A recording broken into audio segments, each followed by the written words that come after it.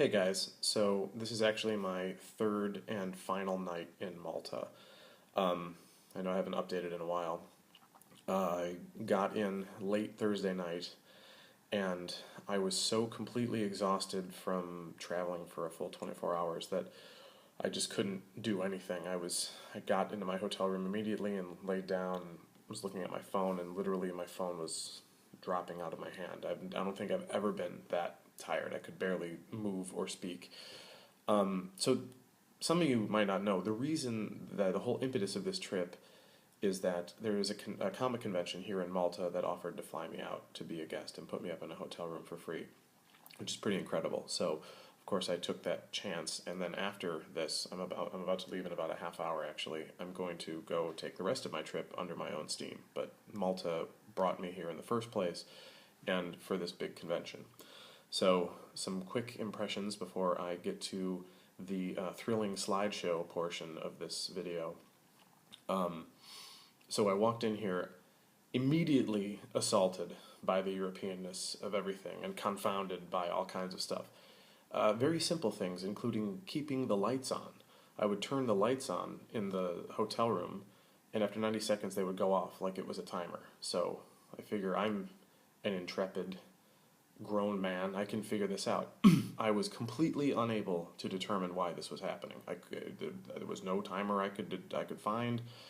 So I thought, well, I'll just do what adults do, and I will politely ask for help. So I picked up the phone and dialed 0, because that's what you do in a hotel room to get the manager. And again, I don't know why this would be different in Europe, but I was immediately accosted by sounds coming over the phone whose frequency and pattern I could not at all determine with my American ears. So I just hang up because I was beaten. I was beaten. And eventually someone from the room servicing people came and showed me how to keep the lights on, like I was 2 years old. So then the next day the convention began, and that's taken up all of my time. I'd have to get up immediately and go right to the convention, and then by the time we came back here, I'd have a half hour to change my clothes, and then there's always something going on, dinners or something, so I haven't had time to record anything since then, but I will show you now the experiences that I've had. So first off is this is where the convention was actually held. This is really insane and remarkable. It's a old actual hotel, or hospital rather, not a hotel. It's an actual hospital that was built in the 900, in year 900 or something. It was used by the Knights of Malta. Here you can see the inside of it. It's like a lengthy hall. This is where they'd actually line up all the beds. It's this outrageous medieval castle. It was so incredible and beautiful, and we were like 3 levels underground, because Malta is it's this Mediterranean island, and it's like a tiered fortified city, so everything's built on top of itself in all these complicated layers, and the air was weird and humid, and I have a lot to say about the convention, but that's all comic book nerd stuff that not a lot of people are going to care about, so I'll tell my comic friends about the convention and leave this as more of a travel log. So there were actually catacombs in this place that you could go down and see sort of history, and they had all these ghoulish dioramas like this. I have no idea what we're looking at here, but it's some kind of situation that occurred with medieval medicine. I guess an impacted colon or something. It's ghastly. Then there was this. This is a very poor picture of sort of a consecration, but I found this to be very moving because the people that ran this place were knights. They were also surgeons, and apparently it was like one of the great surgery breakthroughs of the medieval times would all happen in this place. It was renowned. And the fact that they referred to their charges as our Lord the sick, I just found very, very moving, because compassion and charity did not come easily to the medieval mind. We have very different understandings of those things today than they did then, and the value of human life. So this really made an impression on me. So here is what you saw right outside of the convention. This beautiful, right against the Mediterranean, and that's a bell tower down there. This is a closer view of the bell tower. It was actually a war memorial for World War II. Many fascinating facts were learned about Malta in this little, well, not little, this vast hospital that we were in, because it's, of course, a tourist attraction. One of them is apparently that Malta was the most bombed place on Earth during World War II, so they have all these war memorials everywhere. And I particularly like this picture because you can see that there's a playground here on the left. I tried to get as much of it in the frame as possible. I'm not a great photographer, but there's something kind of wonderful about, a war memorial for the people that literally dug in for 3 years and were bombed into oblivion by the Nazis, and right next to it is this little playground.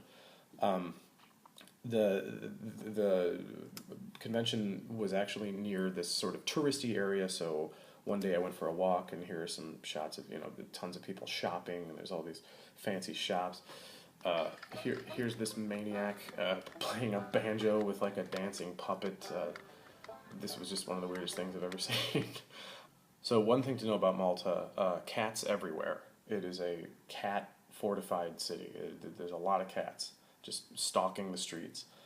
This was a litter of kittens under this car. I don't think that's a very good picture, but I didn't want to get too close because they seemed semi-feral.